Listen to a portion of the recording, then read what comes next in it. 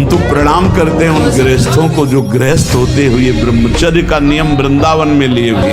एक तो परिवार अमेरिका में है, सब सुविधाएं, बड़े ही सरल सात्विक वृत्ति से हितधाम में कसम खाई थी ब्रह्मचर्य की। हम दोनों मिलकर के कसम खाते हैं कि आज के बाद ब्रह्मचर्य रहेगी। कैसा जीवन, हर परिस्थिति को सहने के लिए तैयार रहो। भगवान के जन हो, ऐसे छोटी मोटी बात है, रो दिया बच्चों की तरह नहीं, 100 बार गिरेंगे फिर भी हम चढ़ाई करेंगे। इसका अभ्यास है हमको नष्ट करने का। तो आज से हम प्रण लेते हैं कि तू हमें कितनी बार गिराएगा। अविनाशी का बच्चा हूँ, अविनाशी ही हूँ, शरीर बदलते रहेंगे लेकिन हम तेरे को देख लेंगे, एक दिन तुम जीत जाओगे। बलवान कौन है? दूसरा गाली दे रहा, आप सह गए उसे बलवान कहते, उसके थप्पड़ मार दिया उसे बलवान नहीं कहते। बल आप में क्षमा है तो आप बलवान हैं। काम को आप जीत रहे हैं, आप बलवान हैं। लोभ को आप जीत रहे हैं, आप बलवान हैं। दूसरा कोई बीमार पड़ा है, आप उसको सेवा कर रहे हैं, कोई चाह नहीं, ये आप बलवान हैं। निर्बल आदमी नहीं कर सकता। आज हम सब निर्बल होते जाते हैं, क्या? अपने सुख के लिए बस।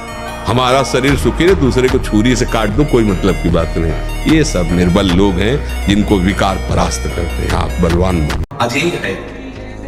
अगर इस अजय को जीतना है तो अजित का आश्रय ले लो, तभी आप अजय हो सकते हो।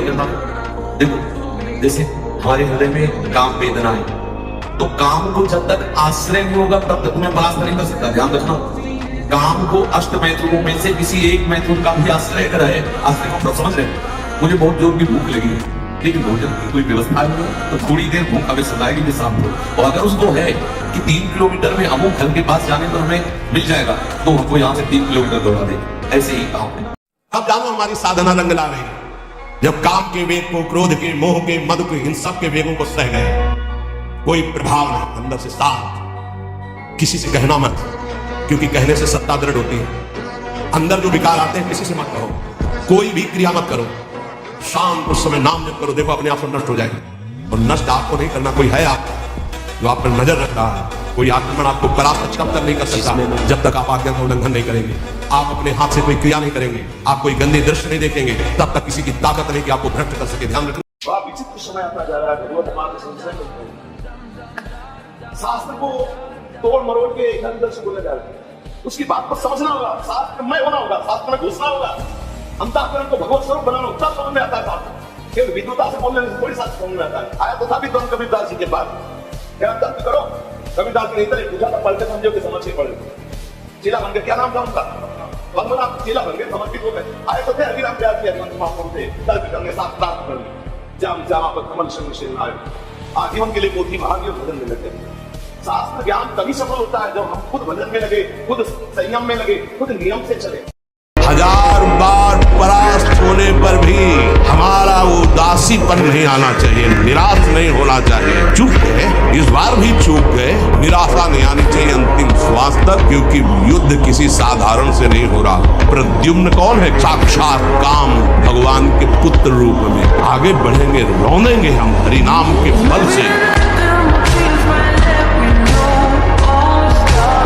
और ब्रह्मचारी के नेत्र बोलते हैं, जैसे जंगली सिंह के नेत्र ऐसे ब्रह्मचारी के नेत्र, उसके नेत्र में पावर होता है, एक दबाव पक्ष होता है। वो जिस पर नेत्र डाले तो एक बार झुक जाए सामने वाले के। ब्रह्मचारी का ऐसा पावर है। भगवान शंकराचार्य जी से पूछा, को अंधों में बड़ा अंधा कौन है? बोले जिसको काम सता जाए। जो काम से युक्त हो गया, काम से व्याकुल हो गया, वो सबसे बड़ा अंधा है, वो कुछ नहीं समझ पाएगा। आप बड़े मजे से भोग को देखते हैं और भोगते हैं और फिर विचार करें ब्रह्मचर्य असंभव। जैसे ब्रह्मचर्य को पुष्ट रखने के लिए कम से कम 48 मिनट बिना हिले डुले पद्मासन और सिद्धासन का अभ्यास करना चाहिए, मेरुदंड सीधी करके। पद्मासन लगाना जानते हो? सिद्धासन लगाना जानते हो? सिद्धासन हाँ, तो ऐसे नहीं बताया जा सकता ना, क्योंकि वो क्रिया है उसमें। आंख बहुत ऊंची है। सखुबाई जैसी पत्नी हो, प्रेमानंद जैसा लड़का हो, बाप कैसा होना चाहिए? बात समझ में आ रही कि नहीं? मतलब हीरे का हार हो, स्वर्ण की करधनी हो, तो रकम कितनी तुम्हारे पास? एक आदमी शांति से बैठा हुआ गंगा जी के ऐसे तरंगों को देख रहा था। उसका दोस्त आया, रहे बैठे क्या करते, लेकिन अरे बोले कुछ करो। बोले कुछ करने से क्या होगा? बोले धन मिलेगा। धन से क्या होगा? बोले भोग मिलेंगे। बोले भोग मिलेगा फिर क्या होगा? बोले शांति से बैठेंगे। तो बोले बैठो। इतना अच्छा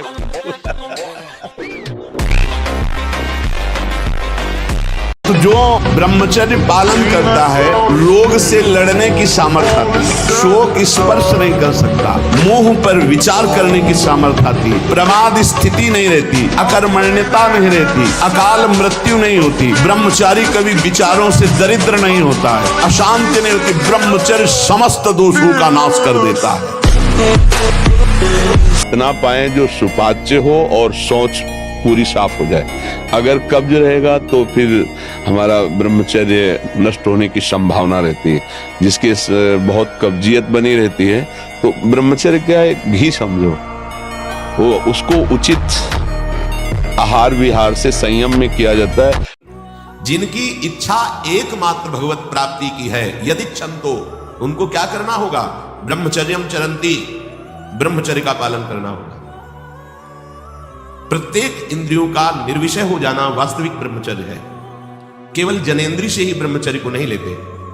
हमारी प्रत्येक इंद्रिय भोगों से रहित होकर भगवत अनुराग में नेत्र प्रभु को देखना चाहते हैं, त्वगेंद्रिय प्रभु को स्पर्श करना चाहते हैं, घ्राणेंद्रिय प्रभु के श्री अंग की गंध पाना चाहते हैं, श्रवणेंद्रिय प्रभु के वचन सुनना चाहती है। एक एक इंद्रिय अपने प्रभु में लग गई, अंतर्मुख हो गई, बाहर विषयों का त्याग हो गया। इसे ब्रह्मचर्य कहते हैं। ब्रह्मचारी मतलब आग, ब्रह्मचर्य मतलब आग। आप सच्ची समझो, आग। पैर ऐसे पड़े जैसे आग में पैर पड़ते। आग में पैर कैसे पड़ते? ऐसे ब्रह्मचारी चलता है। क्या है? जैसे गिलहरी नहीं एकदम चिलचिलाती भागती, ऐसे ब्रह्मचर्य का जीवन होता है। ये पक्की जीवन की बात समझ ले। अगर ब्रह्मचर्य रहना है तो विपरीत आकर्षण जो हो रहा है उससे हमें दूरी बना के रहना। अगर तनिक भी सिद्ध ही कोई दिखाए तो गिर ही जाएगा, वो भ्रष्ट ही हो जाएगा। अब हम नई पीढ़ी के महात्मा तैयार हो रहे हैं। वो ऐसे वाला मोबाइल है, हाँ, जो भी हो उसको नहीं, और दूसरे शब्द स्मार्टफोन वाले। हमारी सिद्धि गूगल, ऐसे की जरूरत नहीं, सर्च करो गूगल। हमारी सिद्धि 1,00,000-1,25,00,000 का स्मार्टफोन जेब में। सिद्धि भगवत प्राप्ति। अरे भैया, इससे बचने के लिए तुम बाबा जी बने थे कि कोई विक्षेप न हो, कोई चिंतन न हो। और जहां माला गुरु की छवि रहती थी ना छाती में, हृदय देश से, वहां हृदय देश में स्मार्टफोन मिलेगा ऊपर से, यहीं ऐसे टंगा मिलेगा छाती में। पुण्य से हुआ कहो ना। ये घी, रबड़ी, रसगुल्ला, दूध और ये बादाम, पिस्ता गृहस्थों के लिए बने, भगवत मार्ग के पथिकों के लिए नहीं। उनके लिए नाम रूपी बल और ब्रह्मचर्य का महान ताकत, एक अद्भुत बल, एक अद्भुत उत्साह, एक अद्भुत तेज बना रहता। बादाम में थोड़ी है, हलवा में थोड़ी है।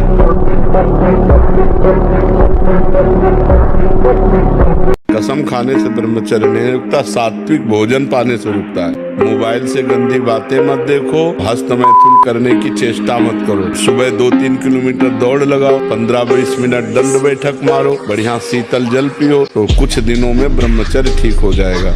जब ब्रह्मचर्य रहा जाता है तो उसको सुविधा माया देती है ब्रह्मचर्य नष्ट करने की।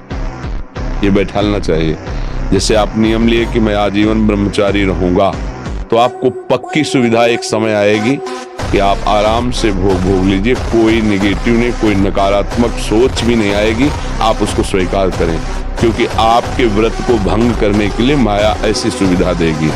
आपको ऐसी सेवा मिलेगी या आपकी ऐसी सेवा होगी। कई तरह के विधान पेश किए जाते हैं विपरीतता अंदर पैदा करके भ्रष्ट करने के। तो साधक जीवन भर इस बात से सावधान रहे यदि नैष्ठिक ब्रह्मचर्य। ब्रह्मचारी के हृदय में एक ऐसी अध्यात्म शक्ति होती है, कहीं कोई कभी भय नहीं लगता, कहीं भी। अगर कभी भय का भी अवसर आता है तो उसकी जांच करता है, कहां भय है, कौन सा भय है, क्या है, थोड़ी ही देर में समाप्त। क्योंकि जो निर्भय चरणारविंद का आश्रय लिए हुए है, महाबलशाली प्रभु श्री हरि की भुजाओं का आश्रय लिए हुए, उसे कहां भय लगेगा।